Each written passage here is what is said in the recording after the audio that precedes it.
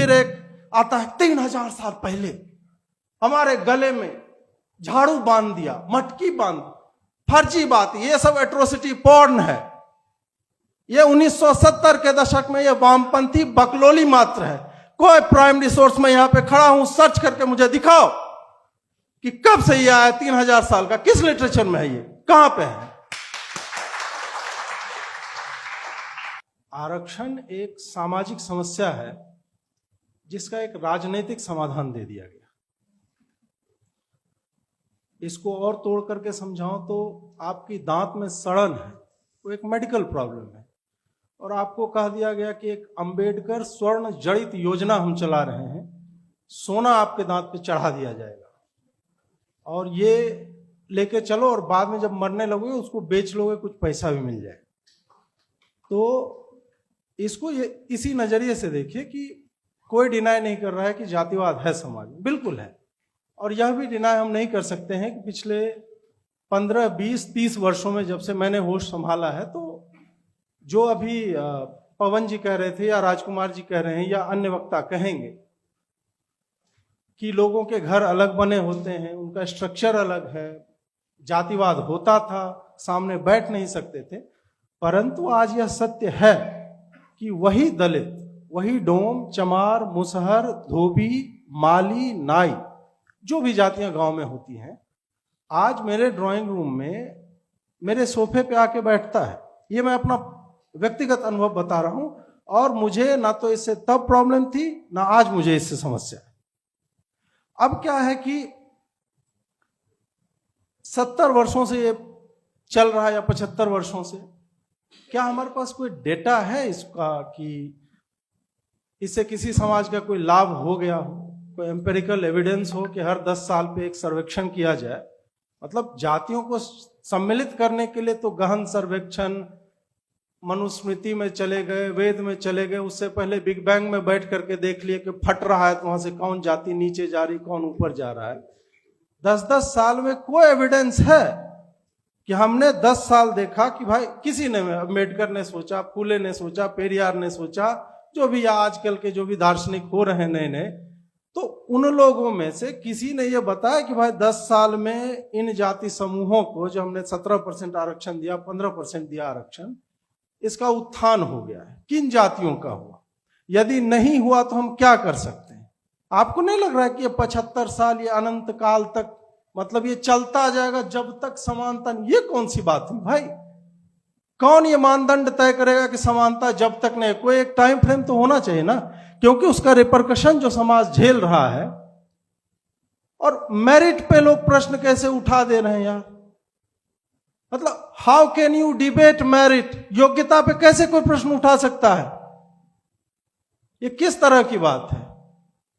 मतलब आप चाह रहे हो कि एक नदी है, हमने कहा कि भाई साहब हमारे पास कार है, साइकिल है, रिक्शा है, एक ब्रिज बनवा देते तो 3 मिनट में हम क्रॉस कर जाते। सरकार लेकर के आते हैं कि अंबेडकर नाव योजना एक चला देते हैं, सबको नाव दे दी जाएगी। तो अब अंबेडकर नाव योजना चल गई, सबके पास नाव आ गई। कार वाले जो हैं, बाइक वाले हैं, साइकिल वाले हैं, हो सकता है खे हुए के किसी तरह उस पार पहुंच जा रहे हैं। एक वर्ग ऐसा बोल रहा है कि यार हमको नाव ही चलाने नहीं आता है। आई कि ठीक है, तुम्हारे लिए फूले नाविक खेव योजना हम देंगे। उसमें क्या होगा कि एक खेवनहार दे दिया जाएगा कि हम नाव को चलाओ और भाई साहब बैठे उस पार जाए। उस पार वो आदमी उतरा, अब सोच रहा है कि यार अब मैं करूं क्या, आ तो गया हूं इस पार। कहा कि अब आएगा पेरियार पिट्ठू योजना, तुमको पीठ पर बिठा करके ले जाएंगे और बाजार घुमाएंगे, और जो वो लोग ये चीज हमको चाहिए वो तुमको मिल जाएगी। आप सोचिए यही हो रहा है ना, पढ़ाई में आरक्षण मिल रहा है, नौकरी में आरक्षण मिल रहा है, प्रमोशन में आरक्षण मिल रहा है। ये कब तक जाएगा यार? कोई एफिशिएंसी की बात नहीं कर रहा है। आप प्राइवेट, ठीक है, आप बोल रहे हो कि एडमिशन तक मिल जाएगा आरक्षण, वहीं तक वो क्लासरूम में ही पहुंच सकता है, ठीक है। फिर डॉक्टरी का जो एग्जाम होता है सरकारी एग्जाम होता है, इंजीनियरिंग का सरकारी एग्जाम होता है, एसएससी में, रेलवे में, वही उसी स्कूलों से तो बच्चे पढ़ के जाते हैं। तो उनको वहां पे क्यों आरक्षण मिल रहा? आप मतलब सीधा इस डिबेट से ये बात पूरा गायब कर दोगे आप कि सरकारी नौकरी में आरक्षण नहीं मिल रहा है। पूरी लड़ाई इसी बात के लिए कि हमको प्रमोशन में आरक्षण क्यों नहीं मिल रहा है। प्राइवेट एक सेक्टर बचा हुआ जो इस देश को ढो रहा है, आपको उसमें भी आरक्षण चाहिए। क्यों? प्रतिनिधित्व, प्रतिनिधित्व। अरे चुनाव होता है प्रतिनिधित्व के लिए, मेरिट प्रतिनिधित्व से नहीं आता है। मेरिट के कुछ मानदंड है। मेरिट आपको एक उत्कृष्ट सर्जन बनाता है और प्रतिनिधित्व आपको केवल उस कक्षा में पहुंचा सकता है, उसके बियॉन्ड आप कुछ नहीं उखाड़ सकते जीवन में। इस बात को हमें और आपको समझना चाहिए। फिर एक आता है 3000 साल पहले हमारे गले में झाड़ू बांध दिया, मटकी बांध, फर्जी बात। ये सब एट्रोसिटी पॉर्न है। ये 1970 के दशक में ये वामपंथी बकलोली मात्र है। कोई प्राइमरी सोर्स में यहां पे खड़ा हूं, सर्च करके मुझे दिखाओ कि कब से ये आया 3000 साल का, किस लिटरेचर में है, ये कहां पे है। 1835 में हर एक जितने भी हमारे यहां प्रेसिडेंसीज थी वहां पे सर्वे किया अंग्रेजों ने कि भाई जो लेके चल रहे हैं ब्राह्मण का, इस पर विकास दिव्य कीर्ति जैसे लोग या अन्य लोग भी मानते हैं कि ब्राह्मणों के ही दिमाग हुआ करता था क्या। नहीं भाई साहब, वो जो सर्वे हुआ है उसका डेटा यदि मैं मतलब पूरा पढ़ूंगा तो बहुत टाइम निकल जाएगा, बट मैं एक बता देता हूं आपको कि उन सर्वेज में बंगाल का एक वर्धमान है जगह, 1835 में वहां पे जब देखा गया स्कूलों में किस तरह के लोग पढ़ रहे हैं, चांडाल शिक्षक था। चांडाल डोम से भी गिरा हुआ होता है। उस समय मैं बोल रहा हूं, मैं नहीं मानता, ये अंग्रेज ये मानते थे। उन्होंने कहा कि ये दलित हैं, पीड़ित हैं, वंचित हैं। और उसी कक्षा में ब्राह्मण भी पढ़ रहा है। कितना परसेंट? 17%। सवर्ण और ब्राह्मण सब मिलाकर के 20 से एट मैक्स 40%।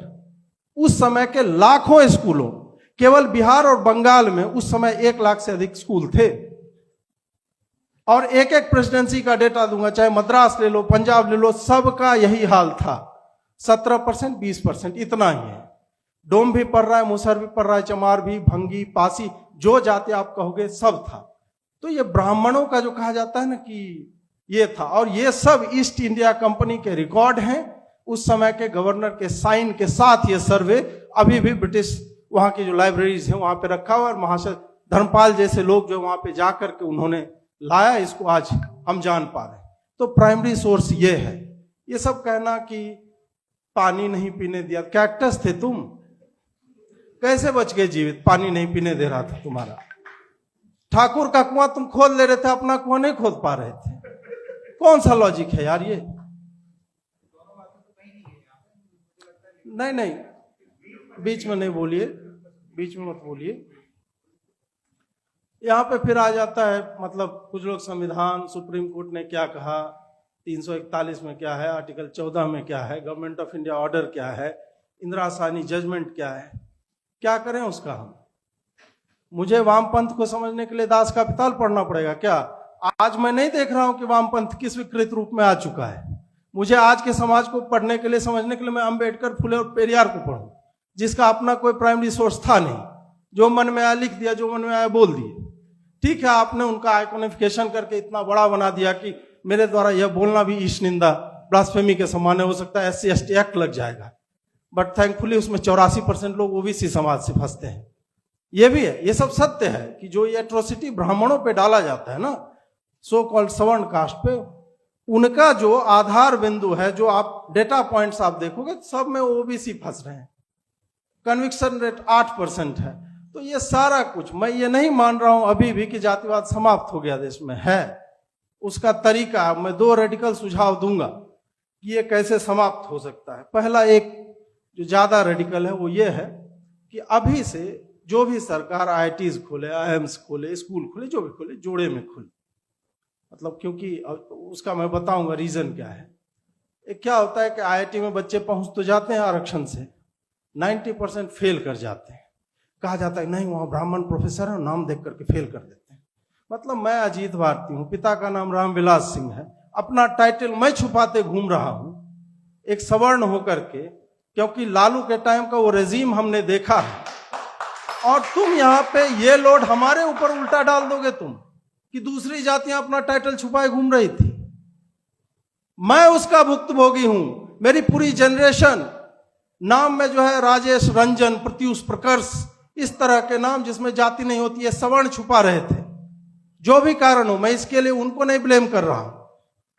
अब मैं जो सुझाव दे रहा था कि जोड़े में खोलो, IIT 2 खोलो, IIM 2 खोलो, और एक में केवल आरक्षित वर्ग के लोग ही पढ़ें, वही माली का काम करें, वही पानी पटाएं, वही शिक्षा दें, वही जांचें, और उनका पूरा एक इकोसिस्टम तैयार होने दो। इधर अनारक्षित में बोल रहा 75% आरक्षण करके अलग हटाओ, 25% दे दो, तुम 25% दे दो, ये कर दो। ये हो सकता है क्या? ये यदि आप लोग कर पाए तो ठीक है। दूसरा जो है वो ये है कि एक योजना है जिसमें आरक्षितों को पहले से ही 70% दे दिया जाए। स्टार्टिंग लाइन की बात हो रही थी ना, पहले ही 70% दे दो, और उसके बाद उसके ऊपर से जो भी वो एग्जाम लिया जाए उसमें नंबर उसका जोड़ दो। तो हो सकता है 100 में 112 नंबर ले आए, तो इससे मुझे लगता है समाज में बहुत विकास हो जाएगा। Thank you so much.